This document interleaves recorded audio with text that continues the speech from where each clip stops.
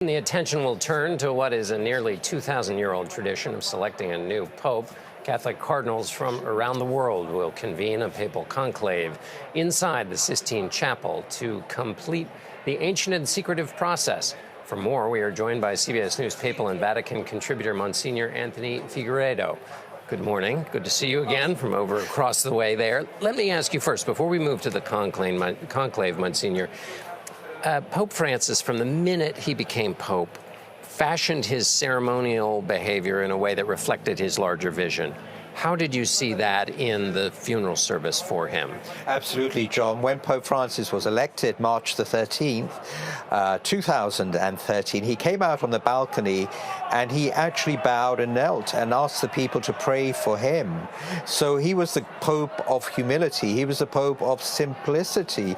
He was the Pope who did not keep to the script.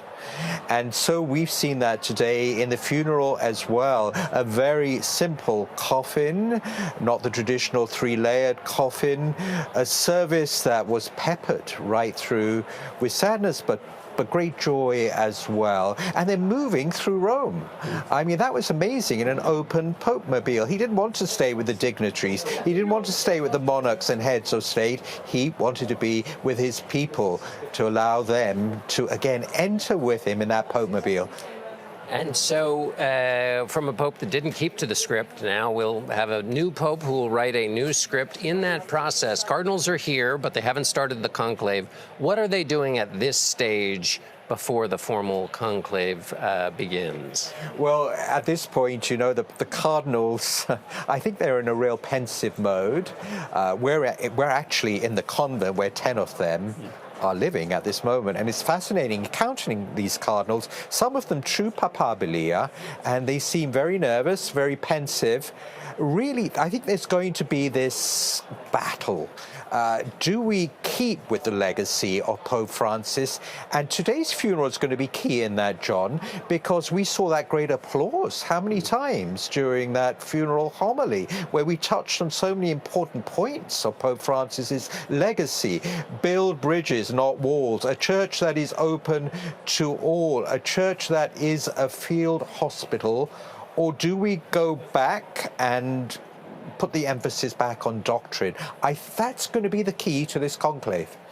And how will they, once they get into the conclave, the idea is that they will be moved by the Holy Spirit, but they won't just sit and wait for the Holy Spirit to descend on them. How will they try to discern the answer to the key question you asked?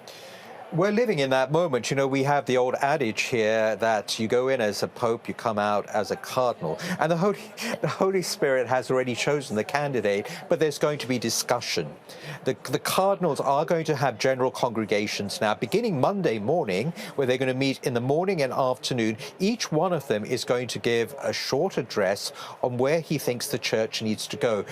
Back in 2013, Pope Francis gave a very key address that changed the hearts of the cardinals in his favor. He says we need that sweet joy of evangelizing, going out to the people, going out to the peripheries. That has been his papacy. So we're going to hear that discussion in the general congregations, but they're also going to be meeting in private.